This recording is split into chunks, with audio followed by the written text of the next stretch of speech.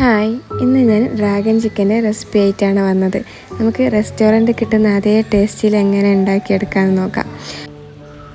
അതിനായിട്ട് ഒരു ബൗളിൽ 1.5 ടേബിൾ സ്പൂൺ മൈദയും 1 ടേബിൾ സ്പൂൺ കോൺഫ്ലവറും 1 ടീസ്പൂൺ പെപ്പർ പൗഡറും 1 സ്പൂൺ സോയാ സോസും 1 മുട്ടയും ഇഞ്ചി വെളുത്തുള്ളി പേസ്റ്റോട് ഇട്ടിട്ട് നന്നായി മിക്സ് ചെയ്യാം.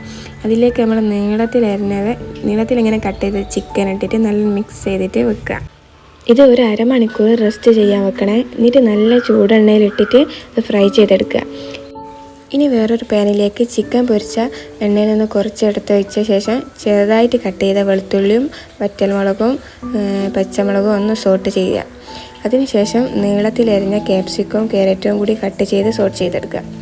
പിന്നെ നീളത്തിലരിഞ്ഞ സവാളയും കൂടി ഒന്ന് ആഡ് ചെയ്യാം. ഇതൊക്കെ ഹൈ ഫ്ലെയിമിലാണ് കേട്ടോ ചെയ്യേണ്ടത്. എന്നിട്ട് അതിലേക്ക് കുറച്ച് ചില്ലി സോസും ടൊമാറ്റോ സോസും സോയാ സോസും കൂടി ചേർന്ന് മിക്സ് ചെയ്യാം. വേണമെങ്കിൽ കുറച്ച് ഗ്രേവിക്ക് വേണ്ടിയിട്ട് കോൺഫ്ലവറിൽ കുറച്ച് വെള്ളം ചേർത്തിട്ട് ഒഴിക്കുക.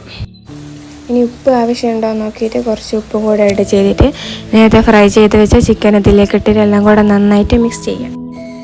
അപ്പോൾ നമ്മുടെ ഡ്രാഗൺ ചിക്കൻ ഇവിടെ റെഡി ആയിട്ടുണ്ട്. എല്ലാവരും ഒന്ന് ട്രൈ ചെയ്ത് നോക്കണേ, നല്ല ടേസ്റ്റാണ്. അപ്പോൾ ശരി, അടുത്ത വീഡിയോ ആയിട്ട് കാണാം. Okay, by.